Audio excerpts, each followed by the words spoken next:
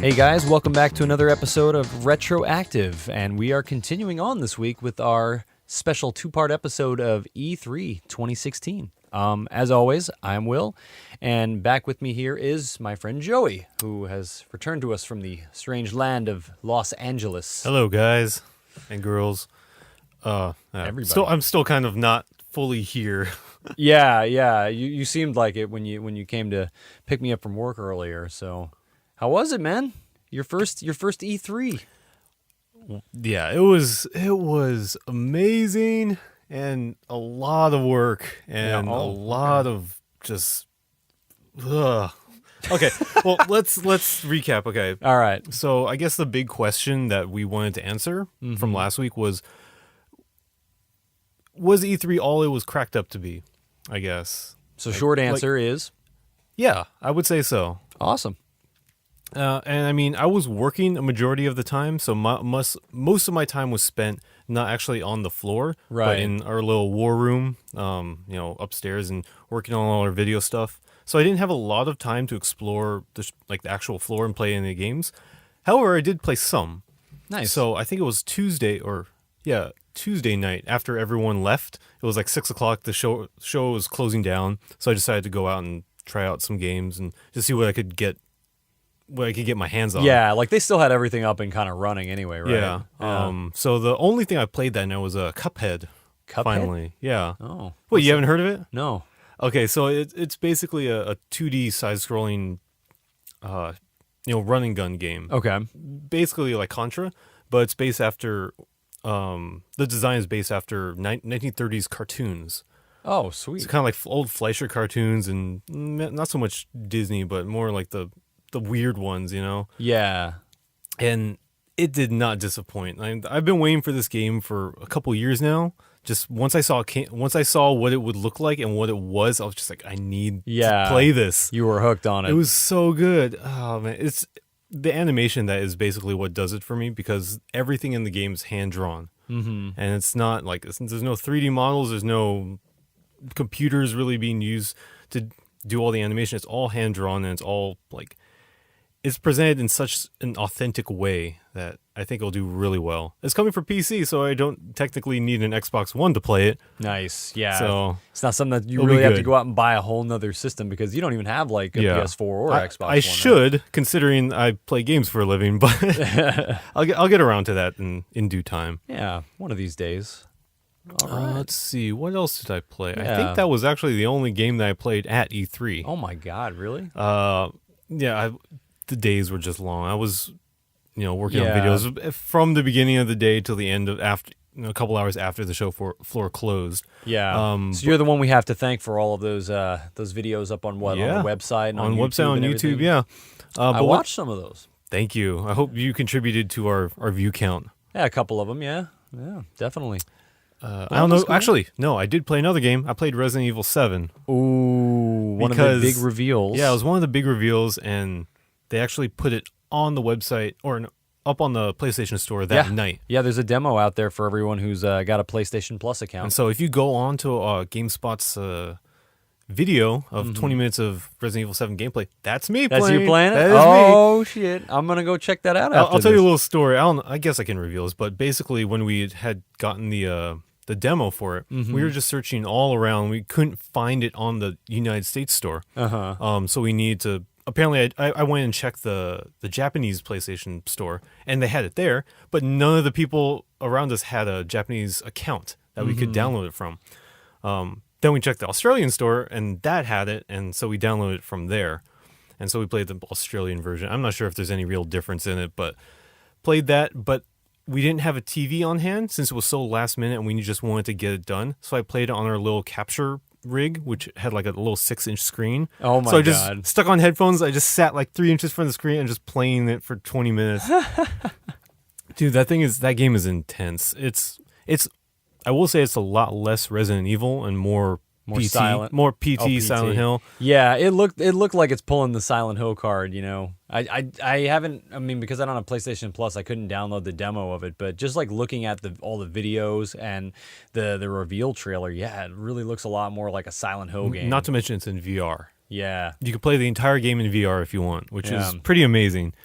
But That's where we're heading. yeah, I know. And We are, man. And I think it's a good way to kind of reintroduce people to the fact that Resident Evil used to be a horror game. Yeah, less action and more horror. And they're going like way horror. They're not going like the campy like route from 1, 2, and 3, I think. Right, with all the jump scares. And that was pretty much this it. is more like you're in this world and it's just creepy as fuck. You feel the dread from it and everything, and it's all about the atmosphere. Yeah, so that Nice. That's probably a good game to play if any of them. So you were saying that you played that these are all the games you played, but at E3. So I assume that means you played some games outside of E3. Yes. So Wednesday night, Uh-huh. there was an event that they had maybe a couple blocks away, which was called The Mix, which stands for the Media Indie Exchange. Oh, okay. And what they do is that they travel, to different places, different conventions, and they showcase indie games. And there was basically like a big party like on a rooftop on one of the buildings, and they had them all like maybe 30, 40 of them just lined up all over the rooftop. Nice. And seriously, playing those games were probably some of the most fun I've had in a long time. Let's see. Let me highlight a couple. Yeah. Some shout outs that you wanted to do? Yes. I forget who makes it. Let me go look it up real quick. But one of the games I had the most fun playing was called Overcooked. which is by Ghost Town Games. And basically what it is, it's a 4-player co-op cooking game.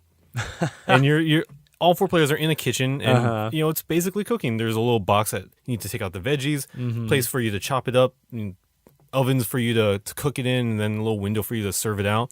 But each person needs to do their job correctly and make sure it runs smoothly in order to get the orders out correctly. Because in the corner you have like there's a little window that shows you what each order has in it, and not everything's going to be the same. Some like, oh, I want a soup with onions, and this one has tomatoes and no onions and extra stuff. Okay, so you got to like divide the work with your teammates. Yeah, there. and the fact that it's all like couch co-op, there's going to be a lot of like yelling, and you need to communicate constantly in order to know what you're doing. Just like a real kitchen, I'm assuming. Like, dude, what are you doing? I need those onions right now, man. It's really, really fun. And nice. Did you actually get to play with other people too? Yeah, we played 4 players. Nice. Yeah, that was really great. And also the stages change throughout. Like you can go to different levels. You kind of like travel the United States and go to different kitchens and cook stuff there. So like there's one of them that your kitchen is basically separated in half because you're driving on 2 trucks on the freeway. Oh my god! So you can like throw stuff across from one truck to another, but if you get stuck in between, you're gonna probably fall through. Yeah, that almost reminds me of when we were playing Gang Beasts for like our channel back in the days. Ugh. That sounds fun. Yeah, actually. that was one of my top ones. Another one I played was called Thimbleweed Park. Thimbleweed Park. And this game was, I forget the name of the developer. But yeah, because these are all small time developers too. Yeah. These are not like put out by like the big publishers or anything. Yeah, but this game is kind of a throwback to the old 90s adventure games like Monkey Island. Oh, sweet. Right up your alley. Yeah, exactly. Yeah.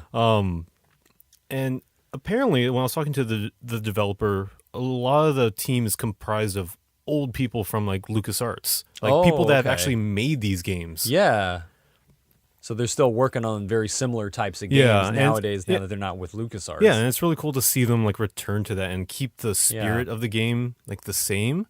Yeah, because they closed down LucasArts, right? Yeah. After the acquisition from Disney. Yeah, they did, sadly. Yeah. So it is. That's really cool to know actually that those developers are still working on those same style of games too. So we get to see them coming out more and more, even though we can't see like the same games that we used to from the LucasArts teams. But if you saw this, you could probably swear it was from that era, just because of how authentic, especially the animation looks. Like the game is one of those has really good pixel art and it looks pretty close to how it was in the 90s, but just seeing it in action and seeing things like the characters kind of like freak out on here in the game, and you can see like just how little movement there actually is, but it shows off a lot of personality just in those little pixels. That's something I always appreciate. Definitely. Oh man. And then there was one other one. Oh, this one right here, you might know it or you at least might know of the people who made it.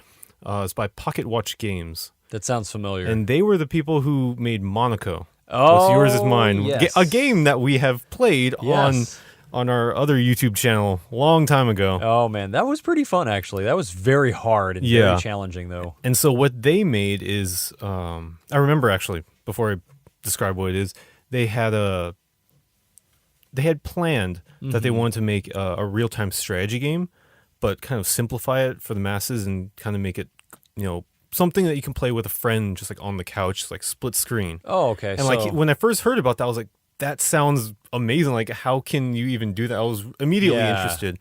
And then that was a couple years ago, maybe about close to 3. I think I remember reading an article about that back in the days too, when they were talking about developing that sort of a game. Yeah, and it just fell off my radar for the last couple of years, and I just kind of forgot about it. And so I was walking around around the floor, and I saw it, and I saw the name of their company, and said from the makers of Monaco. I was like, it's that game that I forgot about. And, hello, boys. And the guy standing there was like, have you played this game before? I was like, no, but I remember them saying that they were going to make it. And he's like, yeah, I'm the developer. And then kind of started talking. So you just saw him right there and just be able to talk to the guy. Yeah, I was talking to him for a while. And then the composer he came up from behind him. You may know him. His name is Austin Wintory. And he did the soundtracks for Journey. And I think one other game, I slips my mind right now, but he's an amazing composer. And I'm glad that he's doing this game, because this game is really, really good. Yeah, does it look really good? I feel like it's something that you and I would end up playing once it comes out. All right. Well, so it's a split screen real time strategy game. Yeah. And you basically control your main character, which is basically a rat or woodland creature type of thing, and you can choose from a selection of different units, and so it's pretty simple. You have like a set number. I think there's like 5 different ones you can choose from. Okay. And then from that, you just control the one character, and that person like plants down farms and buildings. So you don't need to worry about managing this entire army of like different things. Yeah. at So once. you don't have to like select each building and control. Yeah, them you just control the one thing, and he's like, okay. I want a farm. I'm just gonna press A. I'm gonna put it here, here, here. I want these units. I'm gonna build that building right here, and you don't need to worry about a lot of different like hotkeys or anything like that. Yeah, they take away a lot of the micromanaging that you have to worry about with other RTS games, right? Yeah. Okay. And just the style of the game is really, really nice. Like, it's very, very, like, I don't even know how to really describe, but it's like old-ish. I'm not sure what era I would put the game in. Yeah, but it's still got kind of like this retro vibe to it. Yeah, it's like, it's isometric view, but it's still 2D. Okay. See, like the maps are pretty small, which makes it so that there's a constant need to move around and actually explore, and it kind of gives you more chances for combat. So it keeps it like it keeps the flow of the game like constant. You're not like building up everything and then attacking and then having to wait again to build up your army. You're kind of constantly like there's a flow of the game that's always moving. Okay. I mean, it almost sounds like Populous, the way that you talk about like the isometric view and stuff. And so, but I mean, obviously, I have no idea what it actually looks like, because I haven't looked this game up before. But wait, what is this game called? I didn't say the title. Yeah. It's called Tooth and Tail. Tooth and Tail. So go check them out. I'm not sure when they're going to be releasing the game. Maybe later this year. Yeah. Because it looks like it's getting closer to being done. Well, maybe now that you've like played it and it's like you've rediscovered that excitement over it, you can keep a closer eye on it, keep it on the radar definitely. there. But yeah, as you can see, like a lot of what I'm excited for happens. They just happen to be these small scale indie games. Yeah, that's what it seemed like. It kind of struck me like right away. It's like all the games you're talking about, they're not the big like reveals that, on my side of things, while you were down there actually working on E3 and putting out all this stuff, I was, just sitting here on my computer checking all the news every now and then on GameSpot. Yeah. I was looking at GameSpot and also Kotaku, which is, kind of my usual site that I go to. Mm-hmm. Fair enough. Along with, Did you go to IGN at all? Not really, no. Yes. No IGN. I don't really follow IGN too closely, but yeah, like Kotaku, GameSpot. I almost want to say GameStop. I am so sorry. It's okay. People have said it at work many times. Yeah, so GameSpot and also a little bit of Polygon too. I just don't really like their site design as much. But yeah, I mean, it's like on for me, from my side of the things, I'm following all of the big press conferences. Like for me, the biggest news out of all of that was all the games that Sony revealed, because obviously I'm very big on PlayStation 4 and all of those platforms. So those games are what I care about most. Okay. But also obviously Nintendo with the Legend of Zelda and everything. Microsoft's conference I even watched. Bethesda's conference, I watched pretty much almost the whole thing of that. And, even like the big publishers like EA and Ubisoft, like those are what I see most of. And those are what I kind of like follow most, being somebody who's, just looking at the news and looking and following all the big news reports. So that's what I see on my side of things. And you can definitely see how it's obviously very skewed towards the big publishers and the big companies, because those are who's going to get the most press. Yeah, they're the ones with the money to actually have a stage on the show floor. Yeah, exactly. You're not going to see Pocket Watch Games like go up on a stage and give a giant press conference about their their little indie game that is probably being developed by like a handful of people at the most. They're not going to go up there on the stage and do that. It is nice though too. I was watching a couple of like the live streams too for Sony in particular. Like they did a very good job like during their pre-show talk before the conference even started of highlighting a lot of the smaller games that are coming out for the PSN. Like I forgot what the big one was. Abzu, I think, is their big game that they showed. It was like an indie game. Like it's an underwater exploration game. I haven't heard of that. It almost felt like if you did Journey, but like kind of with more simplistic graphics, and you kind of set it completely underwater. Journey's pretty simplistic to begin with. Yeah, so even more simplified, like in terms of the graphics and in terms of the look of it and the feel of it. And it looks pretty cool, actually. And it didn't really get a whole lot of play. Like they showed one little trailer and they talked with the developer for maybe like 2 or 3 minutes, but that was kind of it. And they glossed over a bunch of other like little games that are coming out to the PlayStation Network and everything. And then of course they moved on to the big conference, where they just kind of focused on the stage. Yeah. But yeah, you could definitely see like the difference in what you see being down there on the floor and everything, and what I see from my side of things, But I mean, yeah, what do you think about all the big, all the reveals and everything? What do you think about what was announced?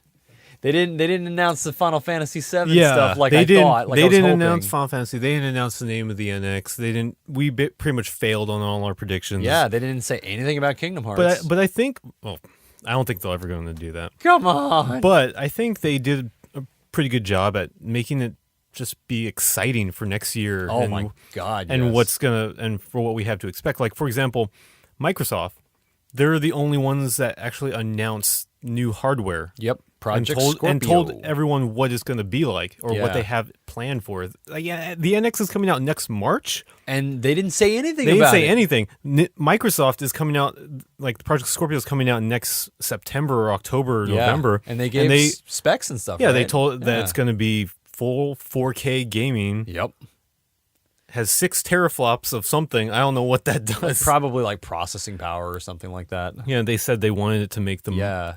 Like by and large the most powerful game machine ever made. Yep. Which is something to say in this generation when we already have these things that are pretty powerful to begin with. Yeah. To make that promise that in 1 year you're going to see something that is going to blow you away pretty much. And it's not even like I mean weren't they also saying is it a new, this is not a new console. This is still part of the Xbox One like. No, it's a new console. Oh, okay. So it's not going to play the Xbox One games, though? It might be backwards compatible. We don't know yet. We just know it's going to be insane. So they're kind of just straight up moving on with it then, too. Yeah. Yeah. They did also announce that the Xbox One's going to get like a hardware revision, too. They're going to get a slim version. Yeah, I saw it. It's pretty cool. Which most likely will probably also mean a price drop, too, for people who haven't already picked it up. I think they said $300. Yeah, which is good. I mean, that's a really good price point to like put it at for like a current generation system. That's kind of around that point where it's like, all right, I'd buy that. I'd spend money on that. Would you? Probably not me. What I need, even less than buying more games, is I need to buy. I need what I need less is a new system.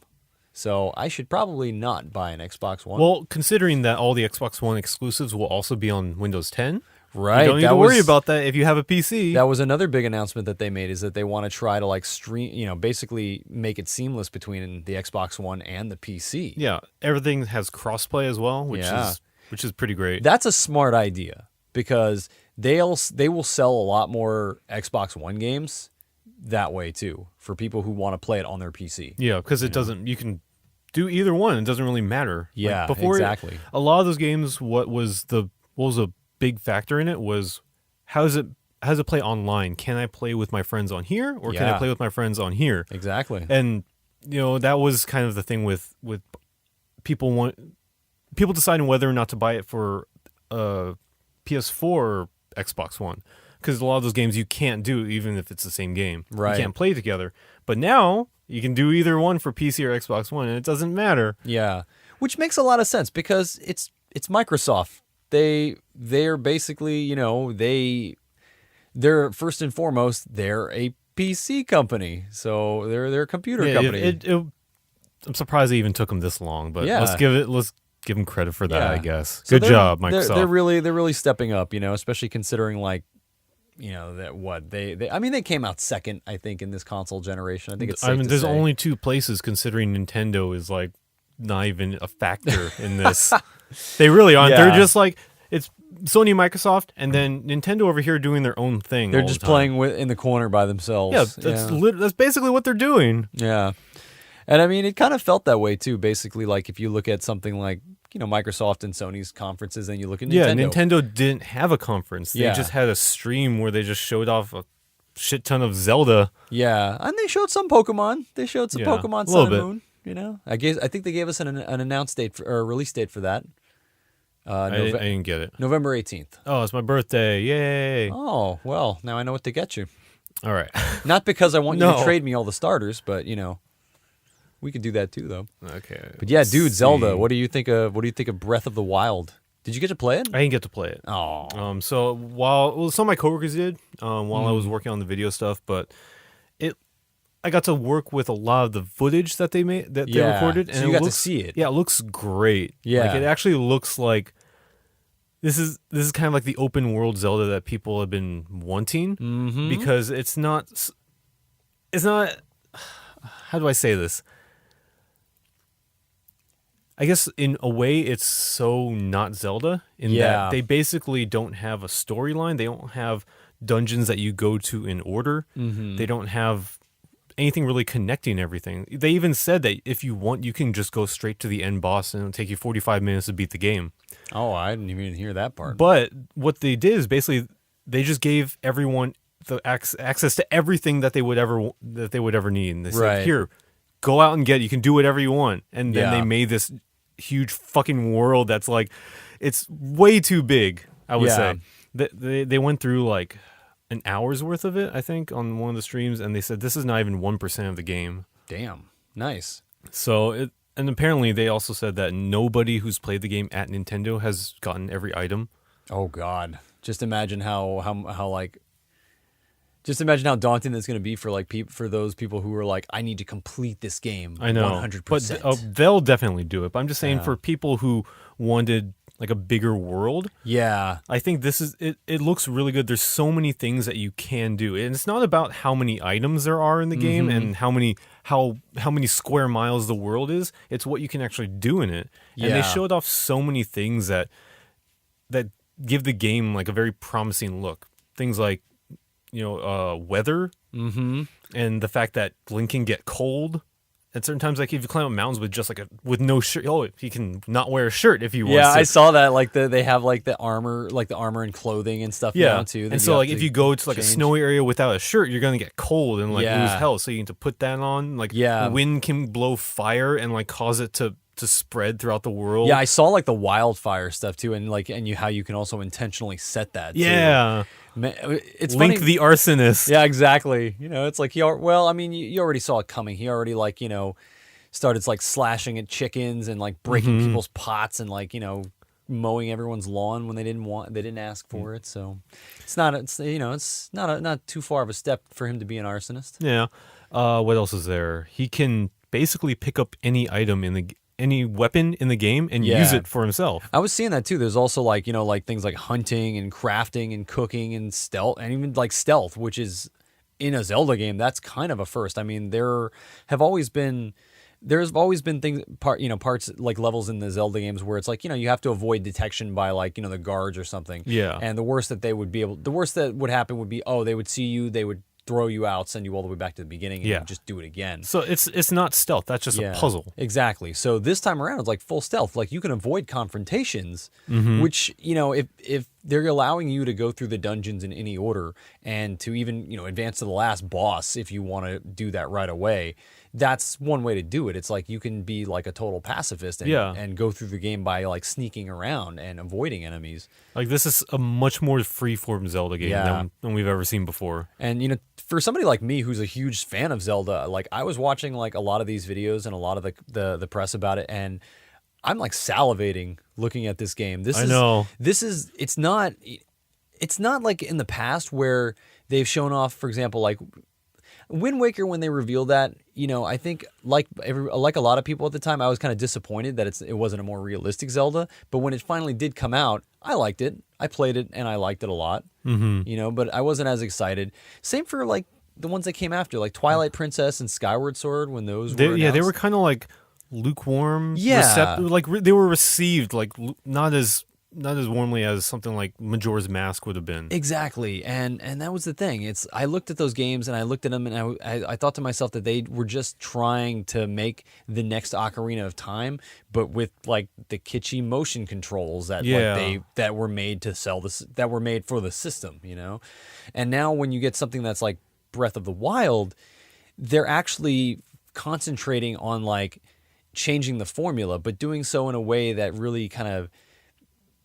It really changes things from a gameplay perspective, but not they don't have to make any kind of weird like do any weird gimmicks with the hardware in order to get it. That's the biggest thing for me, because like the terrain, that's the biggest change for me in a Zelda game. Like the terrain was never really interactable before. Yeah. It was something that actually impeded your progress. Like half the time it's like, all right, you can't go to this place because there's a boulder in the way. Instead of like doing what any normal person could and walk around it or find another way around it or just go over top of it. No, you have to wait until you have a certain item so that you can blow them up or lift them up to get rid of it. Yeah. Now it's like the terrain is something you can interact with. You can climb mountains and trees and like swim and everything. And it's so awesome. It just opens up like exactly. It gives you that freedom that was not there before in a Zelda game. Because in Zelda games, that they've been 3D for 15 plus years almost. Since at least the N64 era. Ocarina of Time was 98 and it's been it's almost 20 years. Geez.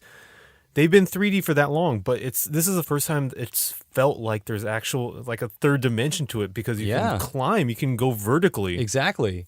I mean, even with Ocarina of Time and Majora's Mask, those worlds were very constrained. They were very tiny. They were not like the same size of an open world game, like the ones that Bethesda does, where there's miles and miles of terrain, and finally we have that in Zelda. And it's that idea that there's that much space, and knowing usually how Nintendo makes Zelda games with like, all these really cool locations and all these really cool like temples and dungeons and stuff. Just the idea that they could put all of that stuff now in the game and put so much more of it.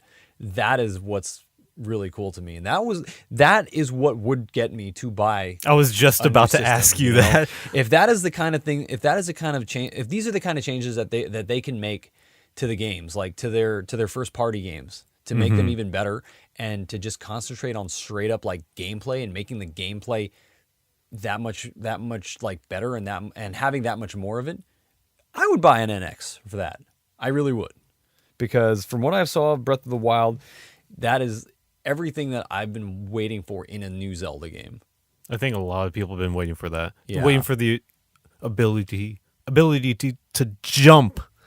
Yeah. You haven't been able to do that ever. And now you can. Exactly. You could do it on your own. You could do whatever you want. You could jump up and down. And it's been, it's been such a long time since I've geeked out about like a Nintendo reveal, to be honest.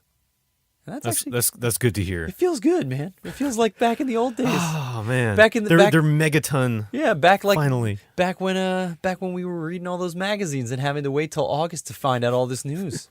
You know? Oh man, That's how it feels. Speaking of those magazines, I guess another question I wanted to answer was how similar was E3, or how similar was E3, or how similar was it to all those articles that we read in those magazines?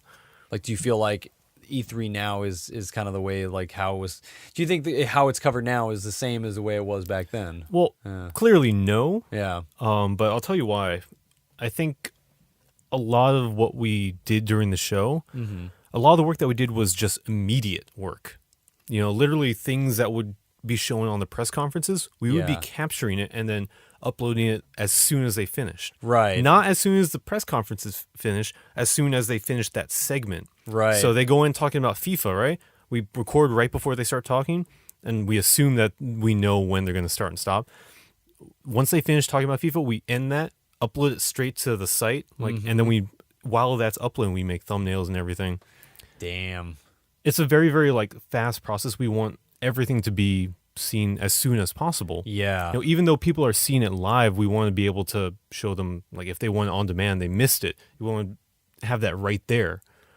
And that's a long ways off from having to wait over a month even to get to even know what the hell even was announced at E3. Exactly. I mean, like, the most I think you would be doing back in the days, like in the 90s and stuff, when all you had was print, you know, and magazines and stuff. Well, I would assume, like, you know, people would have, like, you know, like their laptops or a notebook or something, and they'd be taking notes and everything, or even possibly a tape recorder to record, like, the actual, like, you know, the conference so that they could remember it and everything. Or even like a video camcorder. I mean, that would be like the most you could do to really capture it, and then you could rewatch it later to write the articles and the news about it. Yeah. But it feels like it was so much more relaxed back then. Yeah, I was just about to say that. And it's really shown me the immediacy of games journalism and that industry, and you know how much it has changed. Yeah. I was pretty much took the words right out of my mouth about people back then not really having the means of showing people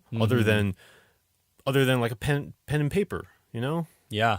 Because like we said last week with the when we were looking through all of the articles, I mean, the most footage you would have with for these games would be like 1 or 2 screenshots, and that's it. And if they weren't screenshots, they were taken from a disposable camera. Yeah, exactly. Which, by the way, I did do. Oh, you did? I went out into Walgreens like a day before I left, and I bought like a 2-pack of disposable cameras. Sweet. And I was just using them all week. It was really, really cool. Oh man, yeah, we're gonna have to make a video of that and put it up. That'll be awesome. Joey's first E3. Yeah, you can if not a video, at the very least, it'll be on our Instagram. Yeah, I guarantee it. For sure. We'll definitely post up a bunch of those pictures when they come in.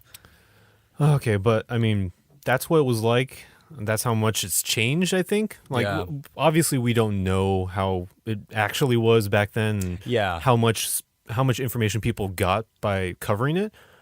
But it's totally different now. Definitely. I mean, it almost feels like too. It's gotten. I mean, it feels from an outsider perspective like it's also gotten bigger and bigger. Yeah. Even though it's been in that same convention center, I think, now for quite a while. Yeah, I think 15, 20 years almost. Yeah. Like, it's gotten way bigger than it has been, and I feel like too, you know, obviously because like you get so much more immediacy with, like, even pictures and videos and stuff like that. People taking pictures of the floor itself. Yeah. You know, not just the conferences. Like, all those companies have to get your attention by having, like, these giant booths and advertisements and displays and all that stuff. They have to get your attention over there to play the games.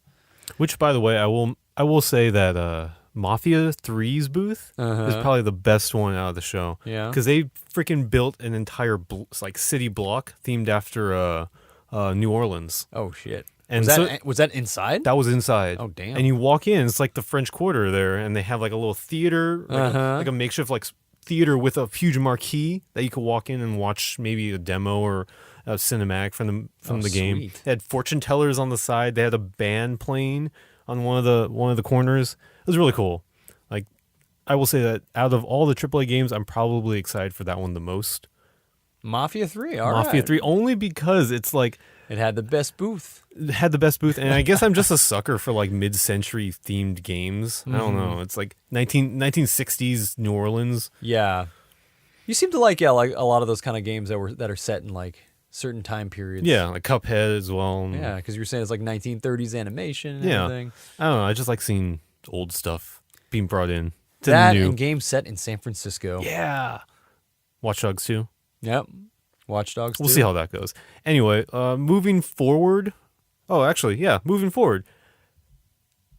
How is this going to be, do you think, like years from now when, technology gets even better and better and there might be more, different streaming things that we might be able to do, like Facebook Live, like anyone can stream now. So what do you think is going to change with E3? Yeah. What are your thoughts? I mean, it's kind of hard to say. It's like you think about the technology we have now compared to how it was back in the days with print magazines, and it feels so vastly like superior. We can live stream all the conferences like right as they're happening, like like live news broadcasts. Like you said, you guys down there are working to get all the video footage uploaded pretty much as soon as it's ready. Like, I mean, I don't know how you can get it any sooner than that other than live streaming it. Yeah. Which And everyone's doing anyway. Exactly. And the same thing for writing articles. I mean, people, like a lot of people that are there are like live blogging it as it's happening. So it's hard to imagine you can get any more immediate than that, to be honest, with the technology that we have now and even the technology that's coming. So when I was thinking about, if you're asking how we can make E3 better or how we can change it, how can it move forward? I'm not exactly asking how we can change it Yeah. or how we can make it better, since I don't think, there's nothing really wrong about it. Yeah. I'm just wondering, what do you think will change? What do I think will change? Like, what do you think because before, like with streaming, like we didn't know that it would be this way until people started doing it and companies started putting more money into it, and now that's the norm. Like, is there anything that you think will happen in that sense that will suddenly become a norm in future E3s? Honestly, I don't really think that anything is going to change about it anytime soon. Honestly, I think with the way it's covered now, and I feel like it kind of is at an apex or a climax of like how you can cover it in terms of straight up journalism and everything. Yeah. What I would like to see, from my side of it is, I think one cool thing would be, all those games and all those game demos that are available at E3 and stuff. I would think that it would be really cool if we could do something where the companies could put out that demo, like, out on the PlayStation Network or Xbox Live Marketplace and stuff, right away, like get it ready for that weekend and kind of do like what, how like Steam does those free weekends for certain games. Maybe they could do that just for E3 weekend. Like, hey, if, you guys want to check out like the new Resident Evil, or you want to check out like a demo of Breath of the Wild, go download it right now. It'll be available till like Sunday or whatever, or whenever, E3 ends. And something like that, like having it be a little more like interactive too for those of us that are, sitting at home watching it. Like, give us something to go and download right away and try out. I would have loved to have like tried that out for even just those 3 days. That would have gotten me even more hyped to have it in my hands to play, rather than having to be there at an event that's kind of only for industry insiders to begin with. Right.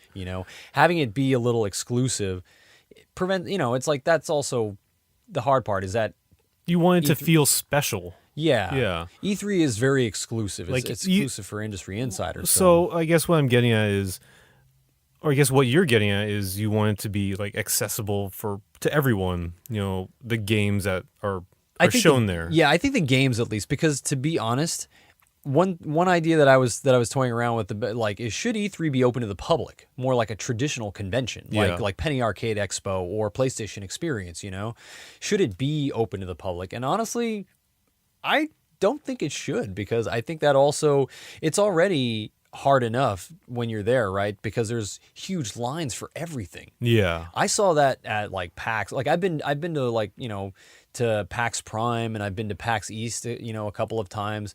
And even there at that kind of a convention, those conventions are huge.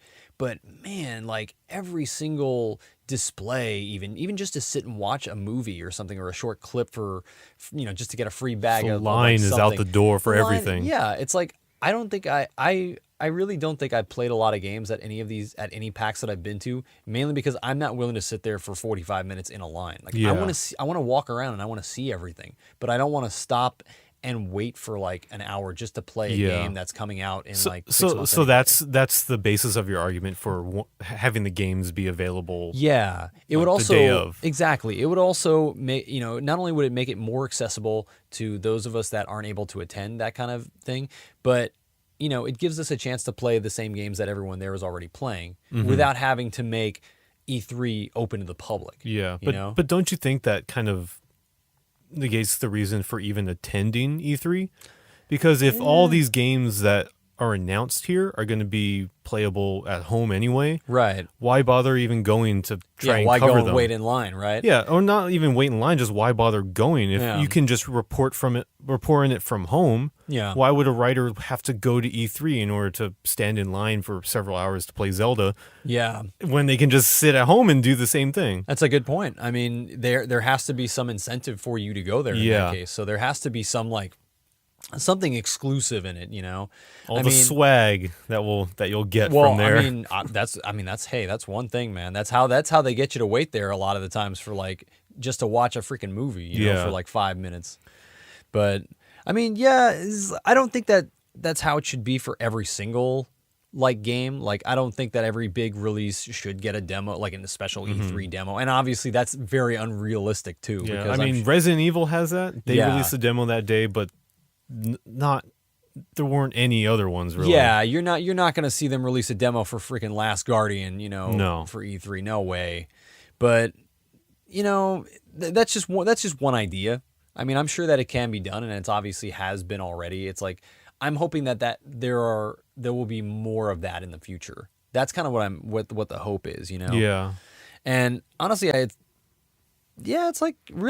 just want something a little more interactive because I think that's the next step. We already have immediate news coverage.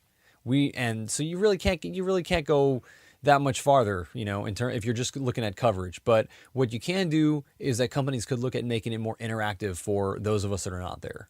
True. Having something that, allows us to at least even get a closer look at the games. Do you think that they'll have this is my prediction, but do you think that they'll do a VR experience for E3? I was thinking because about that. I'm pretty sure, based off of how much momentum VR actually is getting, and surprising and not surprising that bigger companies like Sony are actually having VR exclusives to their own system.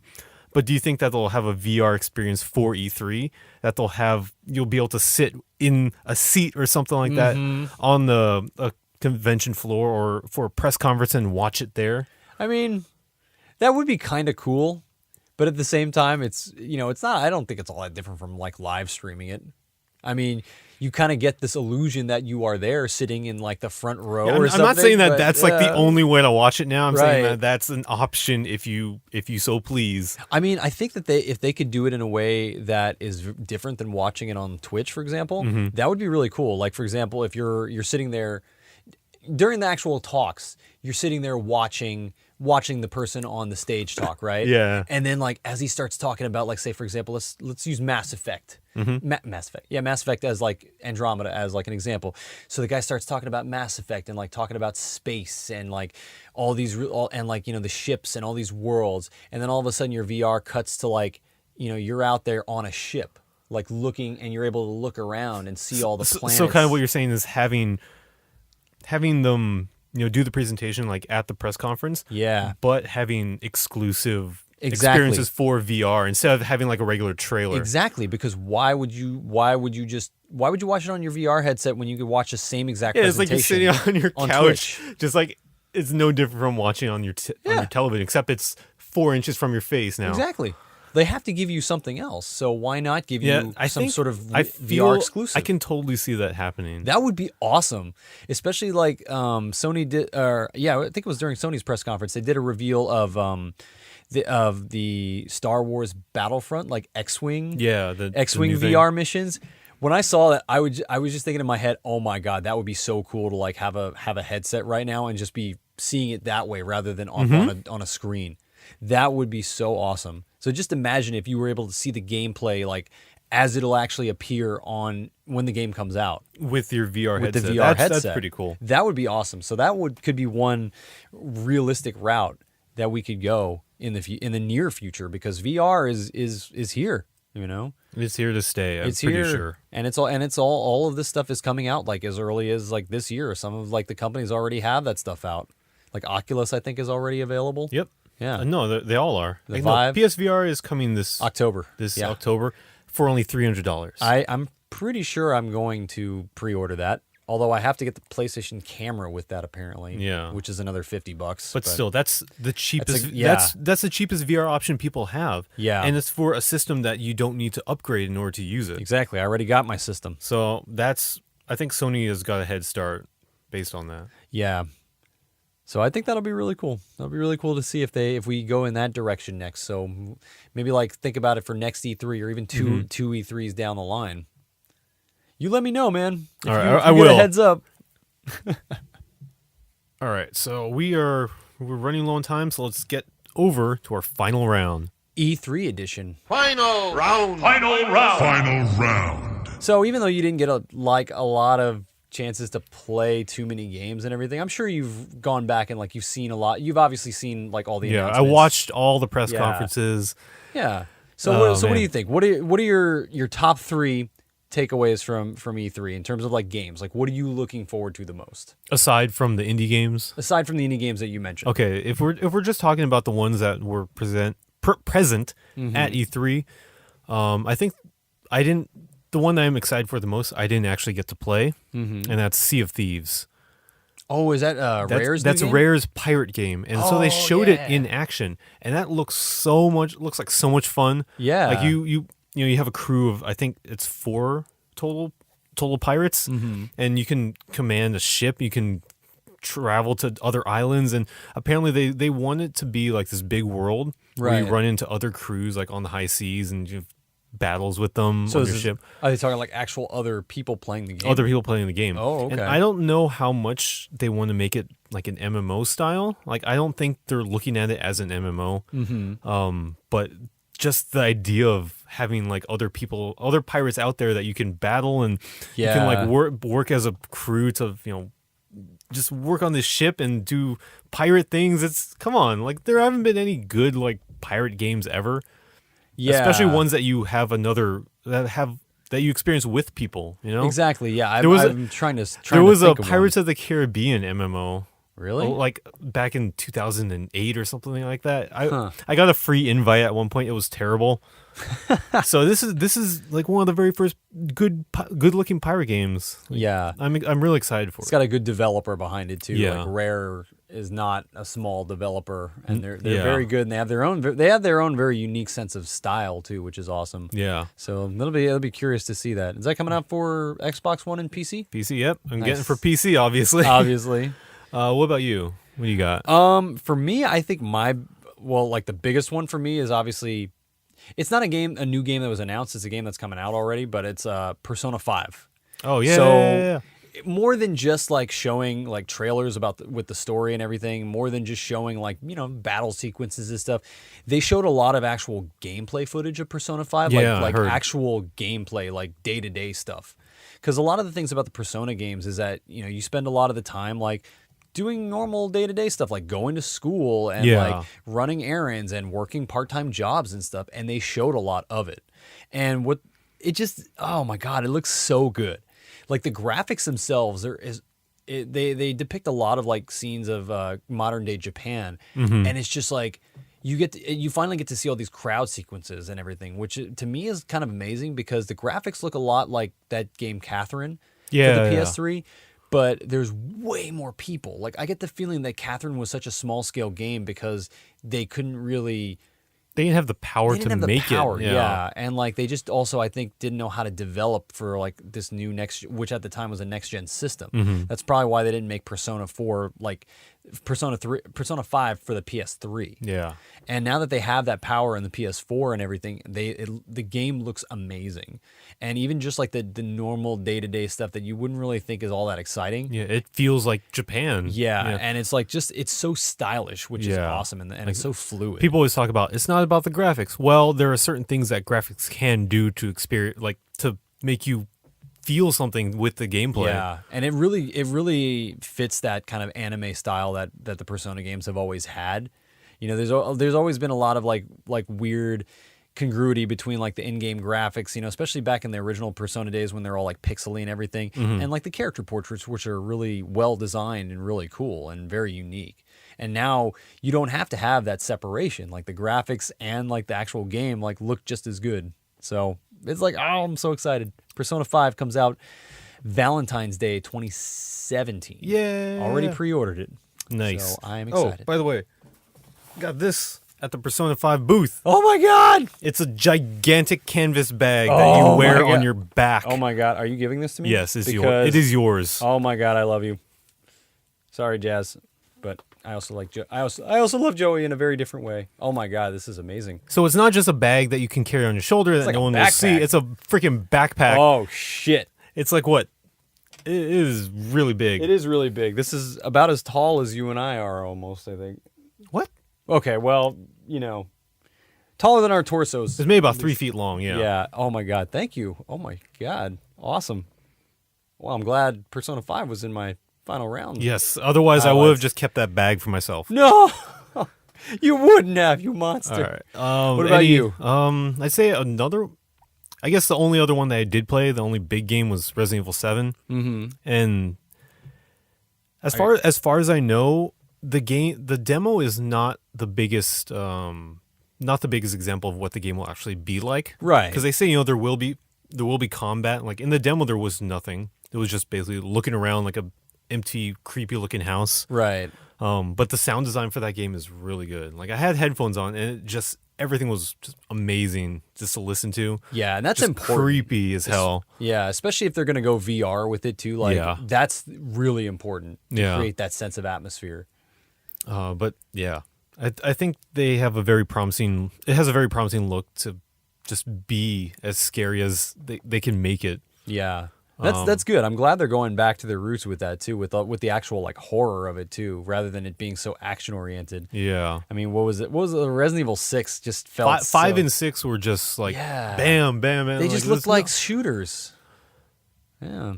Oh, also, I think Resident Evil 7 is my E3 winner for best logo. Yeah? Have you seen them? I did, yeah. You saw the Japanese one too? I didn't see the Japanese one. Look it up right now. Japanese. Because, okay, when I first saw the logo, I thought it was like, oh man, the American one, that's really cool because it uses the Roman numeral 7 and it uses that for as part of the V, I, and L and evil, and they have a little like block at the end of the I. But I think the Resident Evil 7 one or the Biohazard 7 logo looks even better. Did you find it? Images. Oh, is it the one with the 7? Yeah, the 7 as the Z. Oh, okay. It's so awesome how they were able to keep that consistent, like with both of them. Like whoever designed those needs a freaking raise. Yeah, that's actually really cool. Yeah, and because Biohazard and Resident Evil, they both have that same look. That's pretty cool. And they also both use the like the other country's logo or name as a at the subtitle. bottom. Yeah, that's cool. I like that. All right. Well, Resident Evil 7. I hope it's good. I really hope it is. Yeah. I mean, you know, it's like it really looks like it. They didn't really show much in the trailer, but you know, I think what they're kind of saying with the trailer is this is the direction we want to go in with the series. Like a lot, on the video that I recorded and I made, you know, a lot of people are upset that they're even doing this. There are basically two Resident Evil fans. Yeah. The ones that want it to be action and the ones that want it to be like 1, 2, and 3. And it doesn't seem like anyone wants this. Yeah, they're like, I didn't want Silent Hill in my Resident Evil. But then again, when it goes like action like 6 does, they were like, "What? Where's our horror?" And, you know, it just keeps going back and forth. And I feel like Resident Evil fans don't really know what they want anymore. Yeah. And so this is, at the very least, it's going to be a horror game. Like there's no doubting that. Yeah. Good. And I think, you know, I think this is also it'll also start a trend because No, that trend's already started. well, I mean, moving into VR in particular. Oh, VR, you're saying? Like, Yeah. I think- I thought you were mentioning first person because there's so many of those I mean, now. horror games in particular, like they're going to be very big. That's going to be a big genre on the VR because people love to be scared. I'm surprised that's the only genre on the VR right now. Yeah, people love to be scared, and that's going to be a big part of it. It's like, you know, VR, especially if you're wearing headphones, you have a headset on. It's like almost a total like sensory immersion. Yeah. And especially with having good sound design and having good visuals, that's really gonna scare the shit out of a lot of people. But people are gonna love it. Yeah. I'm going to love it. I'm probably going to get a PS4 just for that. Yeah, man. Or the Neo, whatever and whenever Oh, that dude, comes out. man, we'll play No Man's Sky together. Yeah, that'll be awesome. We'll never meet each other in that game. There's got to be some way. We'll see. What is your runner-up? My runner-up actually is it's actually an HD remake of an older game, and it's a game I never finished, but I've recently been thinking about going back to finishing. Now I have a reason to do so, but of course, once I buy the new version of it. Final Fantasy 12, the Zodiac Age for the PS4. Oh, yeah. Forgot about that. Yeah. Did they show it off at E3? I don't even know. I think they did a little bit. Like, I think that might have been like either day 0 or like day 1. Like that they showed that off. It was obviously it played second or third fiddle to Final Fantasy 15. Yeah. But Now, yeah, you don't like 15? I do like 15. It looks good. You know, I downloaded the demos for it, and it plays more like Kingdom Hearts than a Final Fantasy game. But Final Fantasy 12, I really loved that game when it came out. That came out, what was that, like 2006? I think Yeah, it was a long came time out. ago. And it's like 10 years now. Wow.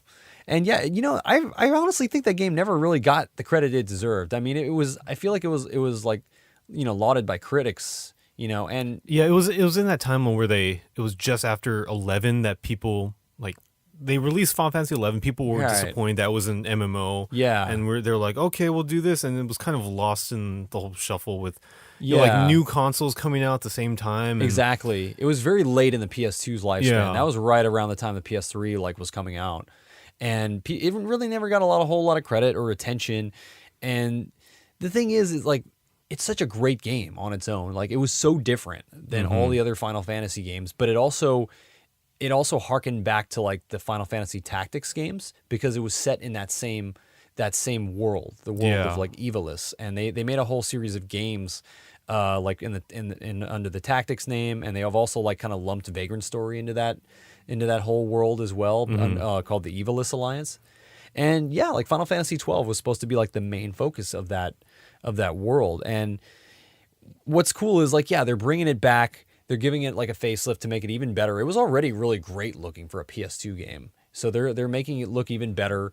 And you know, they're making it faster, which I think is very important. Final Fantasy 12 is a slow game, like in terms of like playing it, because the battles are, even though they're real time, they're set up more like an MMO. Like a lot of times, like you're only controlling one character out of the 3, and your other characters are kind of being controlled by the computer, and you set their patterns, and you set their like, you know, like, oh, if this character is low on health, then they should use a potion or heal themselves or whatever. And if not, then they should attack. And which enemy should they attack? The one with the highest HP or whatever. You set all these like gambits and stuff, but what they're going to do is they're going to speed it up. They're going to make it a lot faster. So it's going to be much faster to slog through some of those battles, much faster to traverse like the landscape, and especially when you have to backtrack for the 20th time. But I am super excited for the Zodiac Age. You know, you heard it here first, guys. Will is excited for it. Yeah, Final Fantasy 12, the Zodiac Age. I was about to say Zelda's excited for it because I was thinking about Zelda Yeah. while you were describing that whole thing. Is that your third highlight? You're excited most might as for well Zelda? just throw it in there. I didn't get to play it, but it looks really, really fun. Like, there's nothing more that we could say. Do you think it'll be the first Zelda game you'll ever finish? To have that one be the first one is quite a challenge. Well, actually, considering I can go beat it first and then go back and do the whole thing. Yeah. Yeah, but we'll see. Or maybe we should decide that you can't buy it until you beat like No, the other Zelda games first. No, that's gonna be too much. That's cruel. That's okay. too cruel. We're running out of time here. Yep. Anything else you want to mention, Will? Well, just a quick shout out. There was another game on my highlights list that probably will not get a whole lot of attention, but Gravity Rush 2 for the PS4. Oh, I saw that. Yeah, sequel It to looks really cool. what was originally a PlayStation Vita exclusive. It has some of the best motion control mechanics of any game that I've ever played, because the idea is that you're manipulating gravity. Yeah, it looks really cool. I'll say that much. Gravity Rush 2, if you're interested in Gravity Rush, you can check out the remaster of it on the PS4 that's already available now. Okay. And with that, I think we're going to wrap it up here. We hope you guys enjoyed our enormous 2-part episode of this our E3 coverage, and kind of looking back on all the E3 stuff that we knew before, and now that we know what E3 is really like today in person. Yeah, we're glad to have shared that with you guys. So I guess that's about it. We'll see you next week on this episode, or we'll see you next week on Retroactive. The next episode, not this episode. Yes.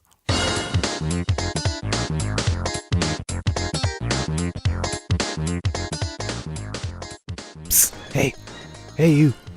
Did you like what you heard? You should subscribe to us on iTunes and YouTube. Maybe even leave a comment somewhere, like right on your bathroom walls if you need to. You can also find us on Facebook at Retroactive Podcast, and on Instagram at retro.active, and then also on Twitter at _retroactive. Go on and do that. I'll be right here. I'll just wait.